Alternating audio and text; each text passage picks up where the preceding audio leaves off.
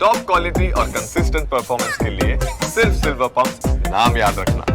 All support તમે જુઓ તો સારી એવી આપણને જોવા મળી છે. ઇવન સરે પણ આઈટી સ્ટોકમાંથી જ પસંદ કર્યો છે અને આઈટી સ્ટોક તમે જુઓ તો આજે ફાઇનલી ફાયર થયા છે.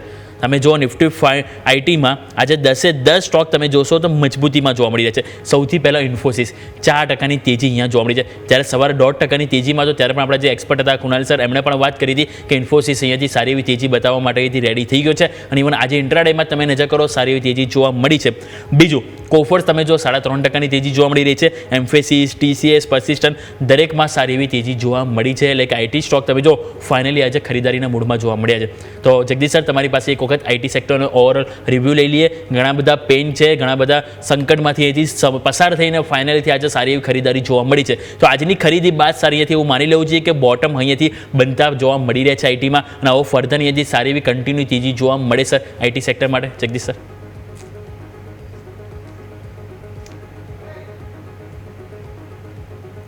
જી જગદીશ સર અવાજ આવે છે? જી હા સર તમને. અચ્છા ઓકે.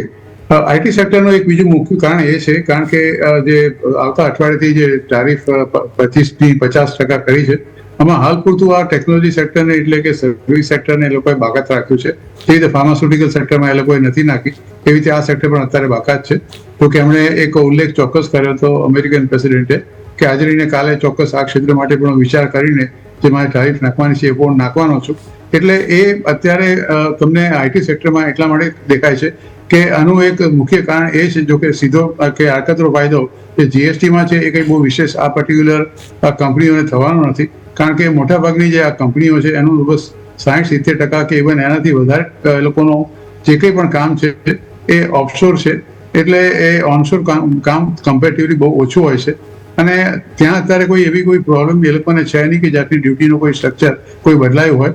એટલે એ રીતે દે આર કમ્ફર્ટેબલ એટલે આઈટી સેક્ટરમાં ચાલે છે. બીજું કે આપણે જોઈએ છીએ કે normally we compare this IT sector with Nasdaq કે નાસ્ટેકમાં કઈ જે રીતે વધઘટ થતી હોય છે. જો કે છેલ્લા કેટલાય સમયથી આપણે અમેરિકાના શેર બજારો સાથે કમ્પ્લીટલી ડીલિંક થઈ ગયા છે. ત્યાં લાઈફ ટાઈમ હાઈ પર નાસ્ટેક અને S&P ચાલતા હતા તો પણ આપણે ત્યાં બજારમાં સતત ઘટાડો જ આપણે જોયો હતો. એટલે આમ તમે ચોક્કસ એ જાતનું તમે લિંક ન કહી શકો. પણ મારું માનવું છે કે આઈટી સેક્ટરમાં અત્યારે માત્ર એક જ એક આશા છે કે હાલ પૂરતું તો કદાચ તેના પર કોઈ જાતની રેસિપ્રોકલ ટારિફ નહીં નાખવામાં આવે. અને કારણ કે ત્યાંની જે કંપનીઓ છે એમણે પણ રિસન્ટલી એના બધાનો ઓર્ડર હોલ્ડ પર રાખ્યા હતા. હવે ધીરે ધીરે they are releasing this particular order to the IT company. એટલે મારું માનવું છે કે this particular companies will definitely do better for some time, not all the time to come. કારણ કે એના પર બી ગાજ આજે નહીં તો કાલે પડવાની છે એ આપણને ખબર છે. એટલે હાલ પૂરતું તો કહી શકાય કે there is a temporary relief કે તમને આઈટી સેક્ટર અમારી થોડી ઘણી ઇમ્યુનિટી વધાવે એવું દેખાઈ રહ્યું છે. જી બિલકુલ. તો ફાઇનલી ઇમ્યુનિટી પાવર અહીંયાથી બુસ્ટઅપ થતો જોવા મળી શકે છે આઈટી સેક્ટર, જે ફાઇનલી તમારે અહીંથી હવે નજર પર રાખવું જ જરૂરી છે.